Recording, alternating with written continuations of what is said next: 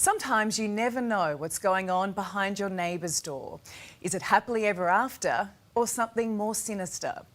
No one suspected Rebecca was baking cookies and icing one of them with sleeping pills. What happened to her husband Noel after eating it is why she's been called the Cookie Monster.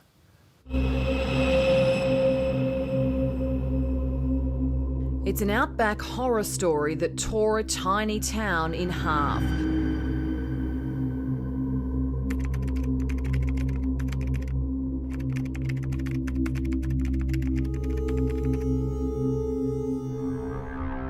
I was absolutely devastated. He's happy, always joking, always making everybody laugh.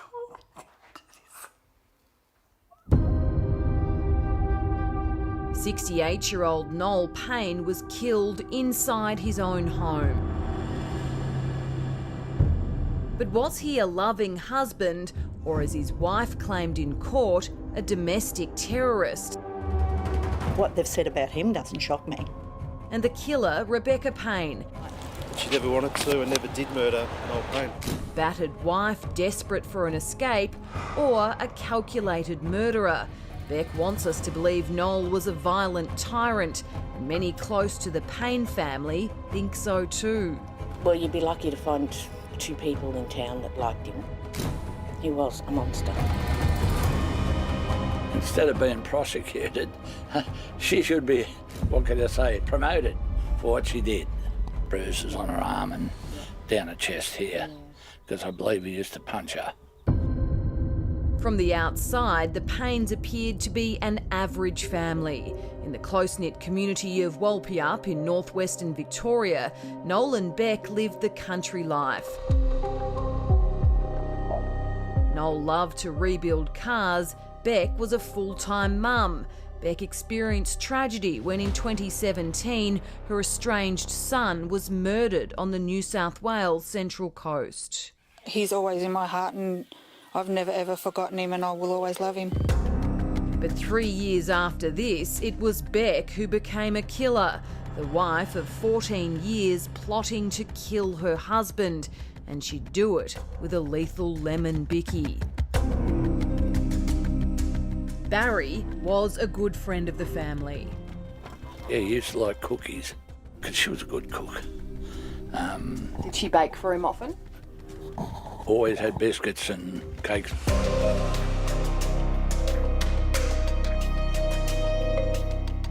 Jenny lived right next door. I saw her getting put into the back of the divvy van. So I figured that he was dead. Noel met Rebecca back when she lived next to his daughter Tracy in Gorican, New South Wales. She robbed me.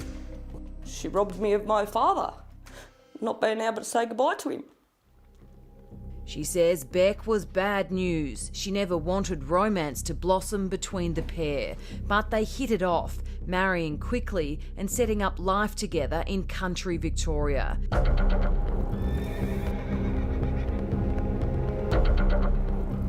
This is where, in the tiny town of Walpiup, a curious narrative started to build about the Payne family. Wholesome holidays at the lake. So you would holiday with the family? Yeah, we go every summer. We go for picnic at Oyen Lake. Were juxtaposed with stories of violence, Noel allegedly beating his wife out near the old cemetery. He tied her to the back of the car and dragged her along the road until the rope broke.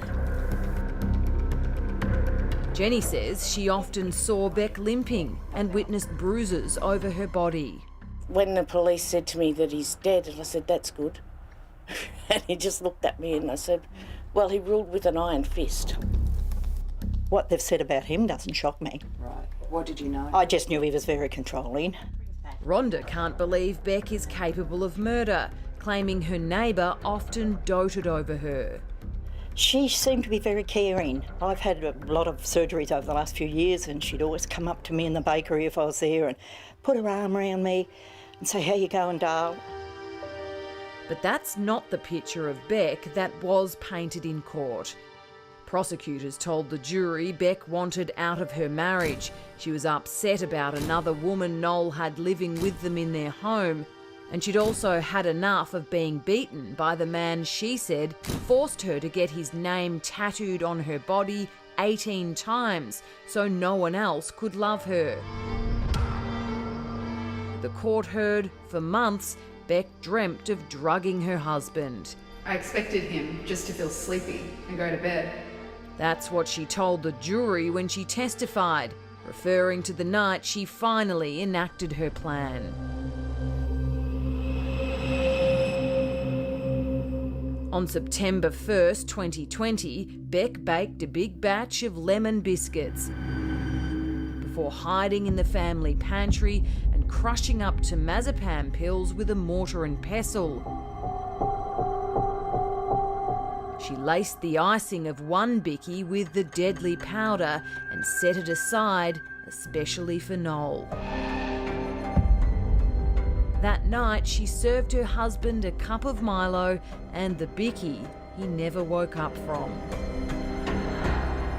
When Beck found her husband with no pulse, she didn't try to resuscitate him. In fact, she didn't call 000 either. She says she panicked and wrapped the body of the man she claimed she still cared for in a blanket and tied each end with duct tape before dumping him in a chest freezer. And she didn't stop there. She says she then strapped the door of that freezer closed. How could someone that was treated like a queen put him in a freezer?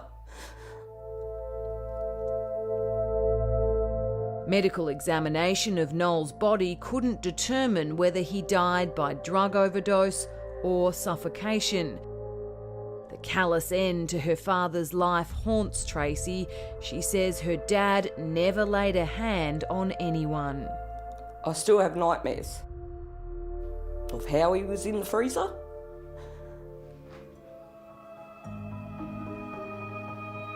Did he wake up? Was he trying to get out?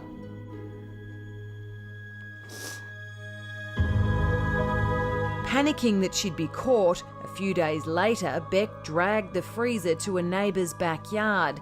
But it wasn't long before a suspecting resident wrenched the lid open and called police. Beck was arrested, and the case of the lemon bicky was blown wide open. She admitted manslaughter, claiming she didn't mean to kill her husband, but the jury didn't believe her. Barry visited Beck in jail after she was found guilty of murder. She was in tears because she said, look, they never said anything about him. It was all about me. And she said, look, I didn't do nothing wrong, I just wanted it to stop. I just feel if she was getting beat up and abused the way she was, she's just getting out of an abusive situation. But thanks to Beck, all Tracy has left is her father's ashes. And she says memories of the best dad a girl could ask for. Just not speaking to him for so long and not getting to say goodbye.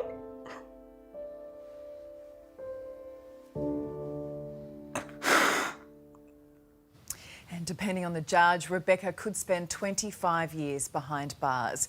If you or someone you know is experiencing family violence, there is help. Call 1800-RESPECT. That's 1800 737 732.